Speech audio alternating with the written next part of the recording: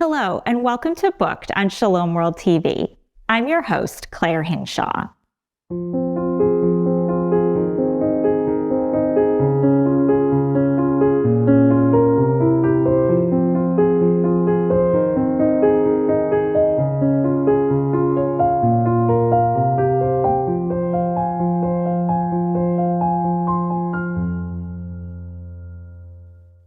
Today we are speaking with Sarah Robsdottir, a Catholic convert and homeschooling mom to 7 growing sons.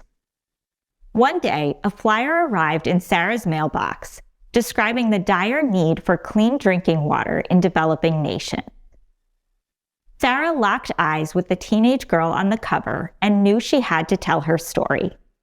This led to her debut novel, Brave Water.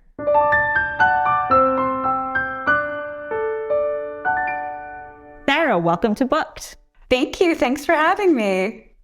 Well, Sarah, we're delighted to have you here and talking about your exciting book, Brave Water, which is set in Eastern Africa.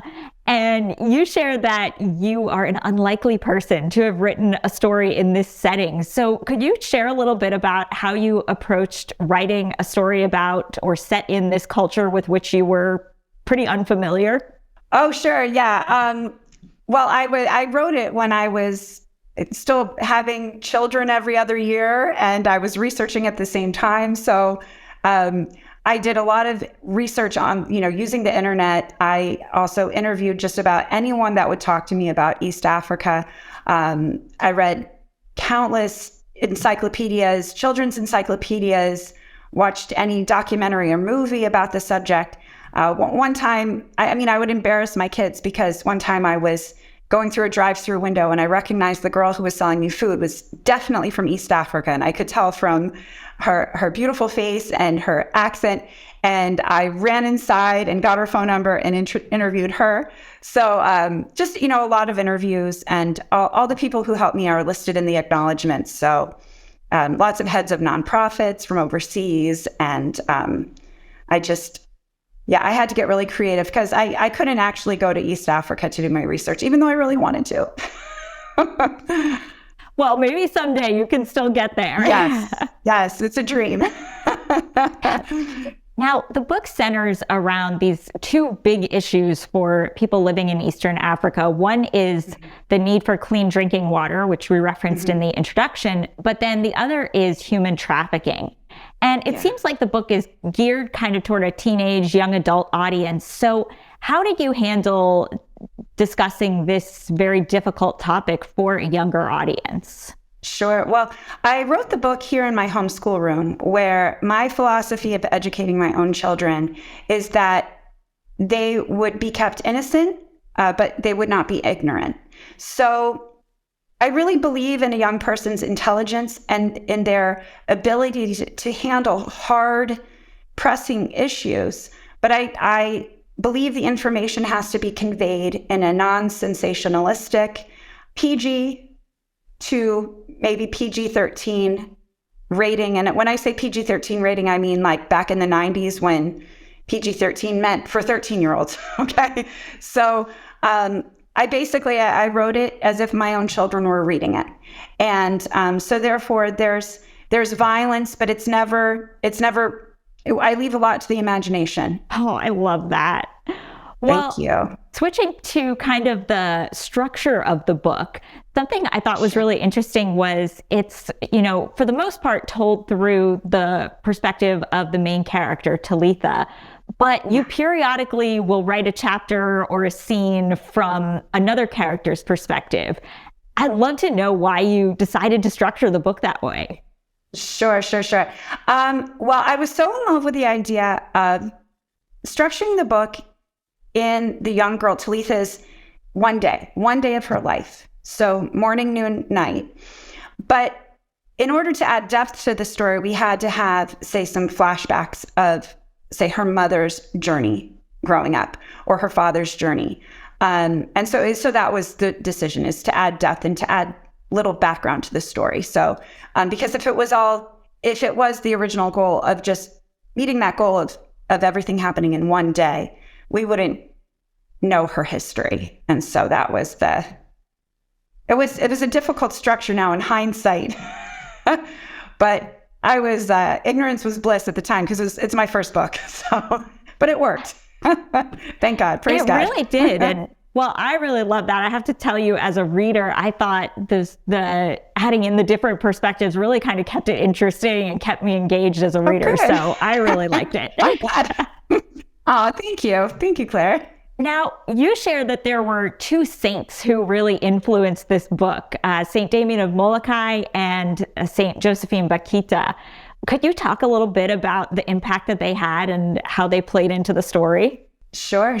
Well, as a Catholic convert, so I wasn't raised Catholic, but I converted when I was around 30. And Father Damien of Molokai, his story was very powerful to me in deciding to convert. And what struck me most was the way he sought to find Jesus in others, and then specifically in people who were very sick and people who were destitute.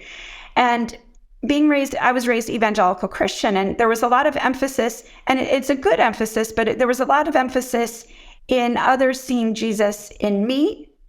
And I liked his emphasis of seeking to see Jesus in you and in you and in you. And so, and then of course, this, Father Damien's story of literally laying down his life and becoming a leper himself. The Christ figure there. So I'm just crazy about him, and I just wanted to somehow weave him into a story, and so I did. And then Saint Josephine Bakhita, she's just so near and dear to my heart because when I was doing my research, I started reading her biography because I just had to know more about her because she's the patron saint of survivors of human trafficking. And so I dedicated my book to her intercession because I saw her intercession so often while I was writing the book. Specifically, toward the end, when I started working with editors and publishers, they would hit me with big challenges, like cut out this character, cut out this chapter, create a new character, create a new chapter. And I'd sometimes get really, really bamboozled. And there were many times when I would just say, Saint Bakhita, pray for me, the way I'd ask a friend to pray for me, Saint Josephine, please pray for me, please pray for me. And one time I went and took a walk in the woods and I'd asked her to pray for me.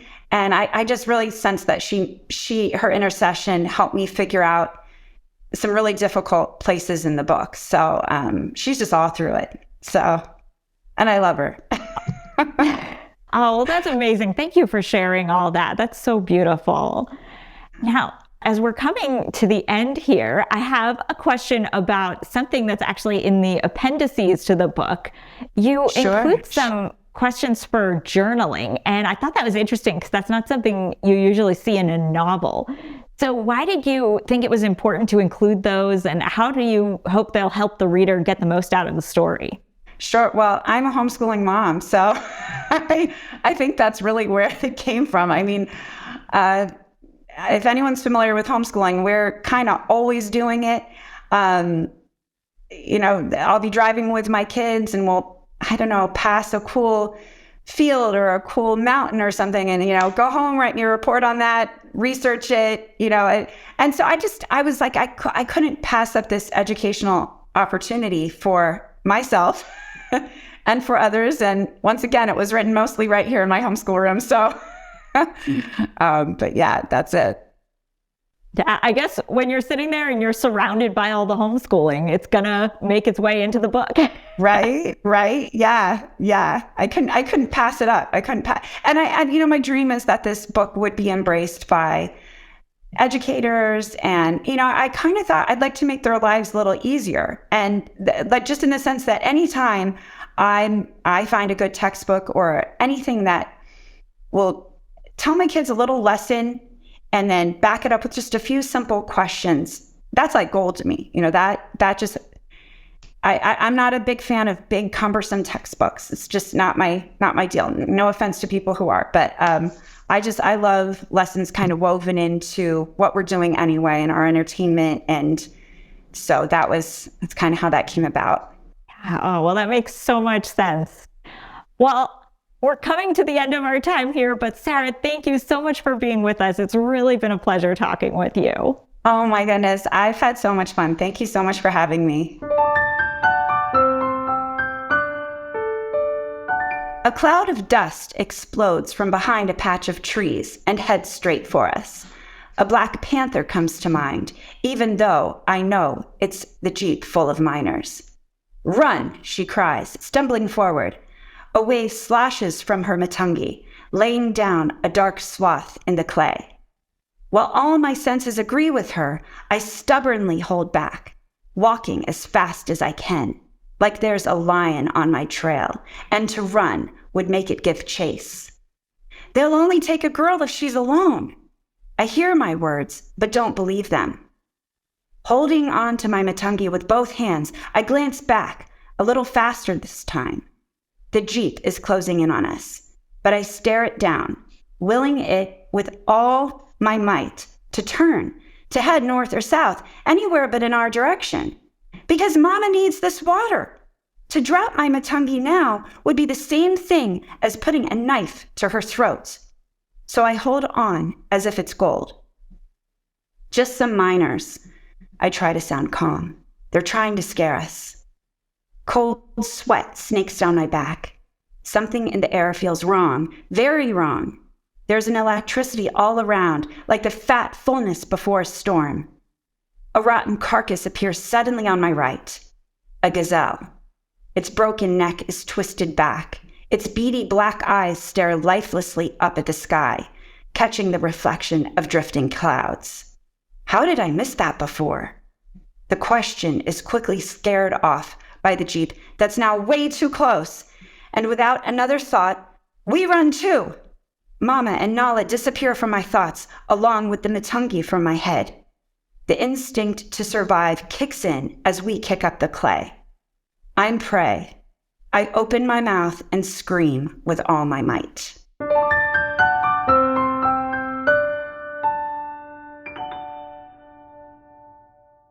I am Rob's daughter. So my dad is Rob Evans, the Donut Man. He's a Christian children's singer, songwriter. I'm sure you've heard of him anyhow, but he raised me with bedtime was a full hour every night. His guitar, long Bible stories, me jumping on the bed, my siblings jumping on the bed, singing songs. I could sing them all for you right now, but I'm not going to. So totally my dad. Powerful guy, powerful with language, that guy is.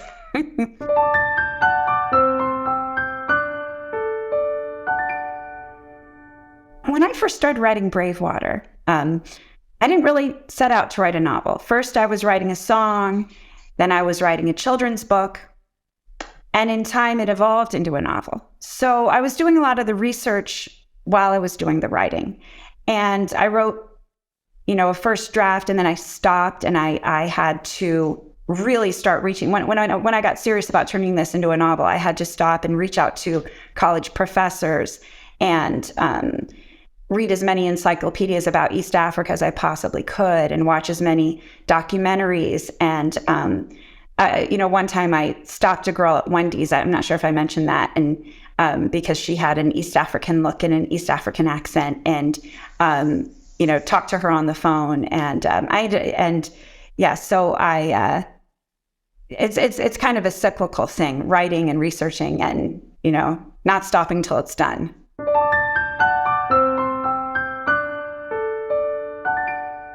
There's too many. That's like the hardest question ever. Also, there's so many Catholic books that were written by people who, like Les Mis. Les Miserables, I think, is by Victor Hugo. I don't think he wrote it intending for it to be a Catholic book, but I think it's a Catholic book. It deals with God's mercy, God's grace, justice, amazing characters that give us great examples of how to be human and how not to be human. So I loved Les Mis. I love C.S. Lewis's books, Lion, the Witch, and the Wardrobe. He was not Catholic. Those are very Catholic books, though. And Till We Have Faces, that's one by C.S. Lewis that I read and reread and reread. And but yeah, I could go on and on and on, so you should cut me off there.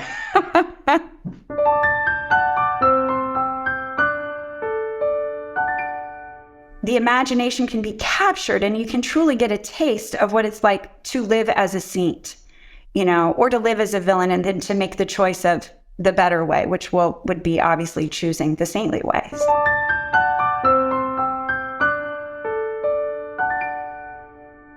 Geez, how hard it was, and how enjoyable it was. I loved writing it, and I think that's one thing that I really would love to express to other writers. Do this because you love it.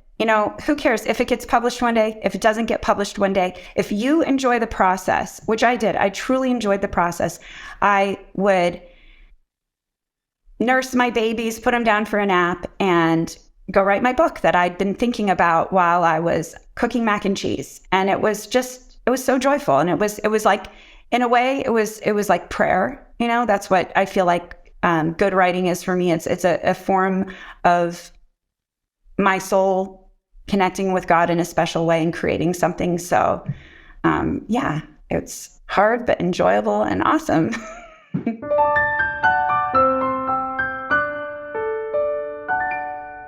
Water was a really surprising book for me. I really didn't know what to expect when I picked it up. And when I started reading it, I found it has quite flowery prose. It has a mix of first and third person points of view. And it even has one plot line that's told mostly through flashbacks. And I'm actually quite wary of all three in fiction. So it wasn't a great start, but it's actually slowly but surely drew me in until I was completely hooked. And I think Water really proves that anything works if an author does it well enough. For example, with the flowery prose, she chooses such African phrases that it really made it a really immersive experience for me when reading. And Water brought home the reality of both water poverty and trafficking very powerfully. There's one scene in the book where the main character has an opportunity to help a kidnapped girl, but she has to turn around and go with her water because the children back home need it so much. And that's a really heartbreaking scene.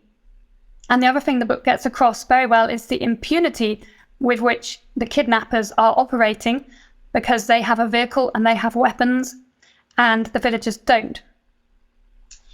Water particularly took me on a journey with very pronounced highs and lows, moving between sometimes utter despair when all really seemed hopeless, and other times rising to really heartwarming heights. And this was particularly effective because the highs and lows mirrored the spiritual journeys of the characters, so it really took me along with them. There's a major conversion theme in the book. The power of the Holy Spirit really came across to me through multiple of the plot lines and character arcs in an extraordinarily powerful way. And ultimately in Water, it's not the physical actions that decide people's fate. It's the working of the Holy Spirit in their hearts. In fact, my absolute favourite thing about it was the redemption plot line of one of the characters. And that really gets going about halfway through the book. And after that, I really couldn't put the book down. I think I finished it in about one sitting, which is unusual for me. And it's a wonderful demonstration of God's ability to reach a conflicted soul. But it's realistic and it's not saccharine, so it's fantastic. And there's so much going on in Water. You've got a plot for teens, you've got a plot for adults, you've got adventure, you've got romance, you've got important issues, you've got redemption. And it really leaves me feeling, what more could you ask for? It was unexpectedly a real old all-rounder. And it's great for teens, but I definitely think it's not just a teen novel. It has much broader appeal. And I would recommend it to everyone, really. Thank you for joining us for Booked on Shalom World TV. Come back next week for another episode. Until then, happy reading.